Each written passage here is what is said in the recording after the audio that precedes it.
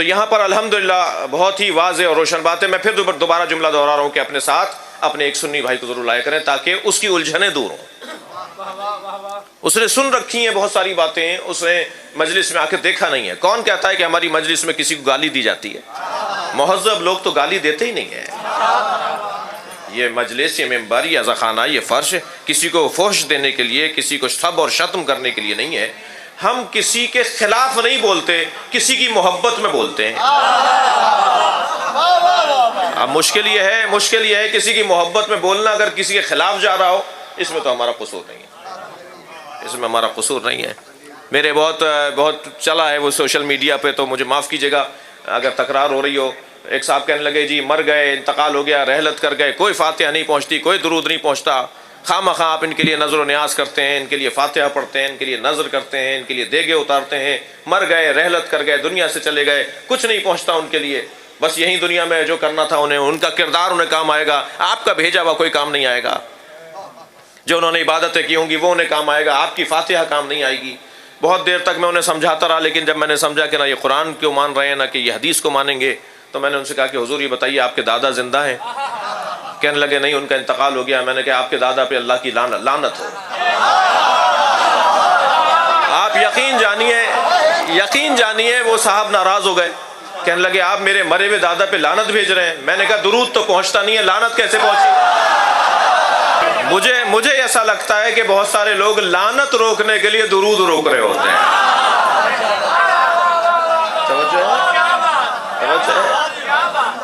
اتنا طے ہے عزیزان گرامی کہ دلیل سے بات ہونی چاہیے, استدلال سے بات ہونی چاہیے. گفتگو ہو, دلیل دیجئے کہ آپ فلاں کام کیوں کرتے ہیں, فلاں کام کیوں کرتے ہیں. ہم جواب دیں گے نا, کرتے ہمیں, جواب آپ تو نہیں دیں گے. آپ تو یہ بات کرتے نہیں ہیں, آپ تو یہ بات کہتے نہیں ہیں, تو آپ دلیل تو آپ نہیں دیں گے نا. آپ جو کرتے نہیں ہیں اسی کے خلاف دلیل دیں گے نا. میں فرض کیجئے مثلا ہاتھ کھول کے نماز پڑھتا ہوں تو میں بتاؤں گا نا کہ کیوں پڑھتا ہوں. آپ تو نہیں پڑھتے, تو آپ تو الٹا کہیں گے, آپ کہیں گے جی غلط کرتے ہیں یہ, کیونکہ آپ وہ نہیں کر رہے. ٹھیک ہے, مجھ سے پوچھئے میں سجدہ کیوں رکھتا ہوں, میں ہاتھ کھول کے نماز کیوں پڑھتا ہوں, میں ماتم کیوں کرتا ہوں, میں دو نمازوں کو ملا کر کیوں پڑھتا ہوں.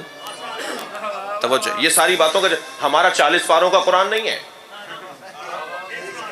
وہی قرآن ہے جو سنی بھائیوں کے گھر میں ہے, پرانی گھسی پٹی باتیں. ہم نبی کی خاتمیت کے قائل ہیں, نبی کے بعد کوئی نبی نہیں آیا, ہم اس کے قائل ہیں. اور ہم تو ویسے ہی لا الہ الا اللہ محمد رسول اللہ پڑھنے کے بعد علی ولی اللہ پڑھتے ہی اس لیے ہیں کہ کسی بھی آنے والے نبی کا دروازہ بند کر دیں.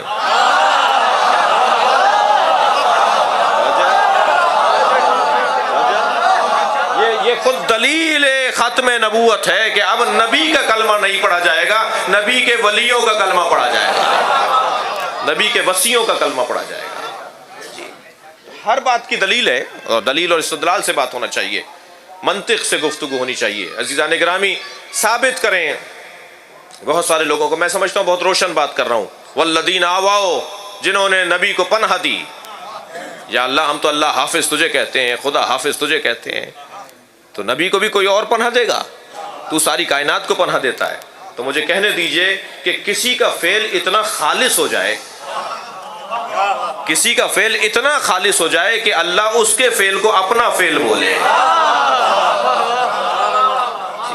آپ غور فرمائیں, کون کس درجے پر فائز ہے کہ اس کے فعل کو اللہ اپنا فعل کہہ رہا ہے.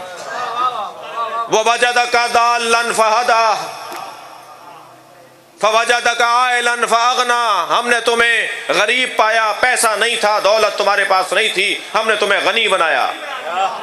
یہ ختیجہ کا مال ہے, اللہ کہہ رہا ہے میں نے دیا ہے.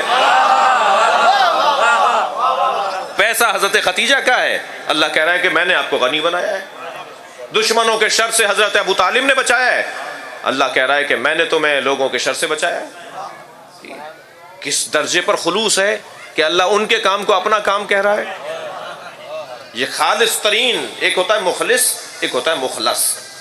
مخلص وہ ہوتا ہے جو اپنے آپ کو خالص کر کر کے ایک منزل تک پہنچاتا ہے. مخلص وہ ہوتا ہے جسے اللہ سجاتا ہو, جسے اللہ خالص کرتا ہو. کچھ ہستیاں ایسی ہوتی ہیں کہ جنہیں اللہ سجاتا ہے, بناتا ہے. ان میں سے ایک حضرت ابو طالب کا وجود ہے. اچھا, لوگ اپنا مذہب چھپا لیتے ہیں سیاست میں آنے کی وجہ سے, زمینداری کی وجہ سے, بہت ساری وجوہات ہوتی ہیں، لیکن دو مرحلے ایسے ہوتے ہیں جب لوگ اپنا مذہب چھپا نہیں پاتے. ایک نکاح کے موقع پر، اس لیے کہ نسلوں کو تو خراب نہیں کرنا. میں ناراض تو نہیں ہو رہا ہے آپ سے. ایک نکاح کے موقع پر اور ایک جنازے کے موقع.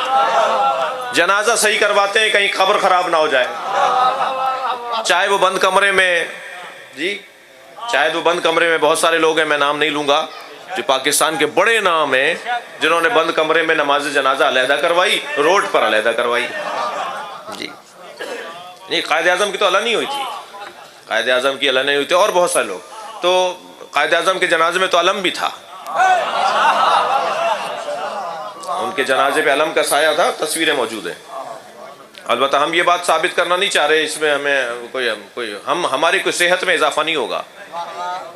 جو مکتب اہل بیت کو اپنائے گا وہ صحت مند ایمان کہلائے گا، ہماری صحت میں اضافہ نہیں ہوگا. ایسا ہی ہے. تو بہت سارے لوگ دو مرحلوں پر آ کر اپنے ایمان کا اظہار کرتے ہیں، ایک جنازے کے موقع پر اور ایک نکاح کے موقع پر. عزیزان گرامی، جب حضرت نبی مکرم کا نکاح ہو رہا ہے تو کون پڑھا رہا ہے؟ حضرت ابو طالب پڑھا رہے ہیں. نکاح حضرت ابو طالب پڑھا رہے ہیں. سنت پیغمبر یہ ہے کہ ابو طالب نے نکاح پڑھایا ہے. جی کہہ لیں جی سنت کی بات کرو، سنت کی بات کرو. ایک صاحب ایسے ہی الجھ رہے تھے، جیسے ابھی میں نے ایک دلیل دی نا لعنت پر اور درود پر. ایک صاحب الجھنے لگے، میں نے کہا جی آپ سے میں کیا بات کروں، نبی کی سنت پر عمل کریں، کافروں سے نکاح پڑھوایا کریں.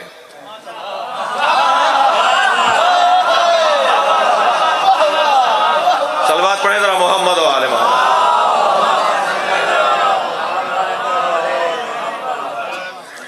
عجیب داستان ہے. اور ایک جنازے کے موقع پر عزیزان گرامی معلوم ہو جاتا ہے کہ یہ اس کا مذہب کیا ہے، اس کا مکتب کیا ہے، اس کی سوچ کیا ہے. تو جب حضرت ابو طالب کی رحلت ہو رہی ہے تو جنازے پر سرکار نے جنازہ پڑھایا ہے. دعائے جنازہ، کلمات نماز جنازہ حضرت ابو طالب کے جنازے پر سرکار نے پڑھائے ہیں. انت حبیبی و نور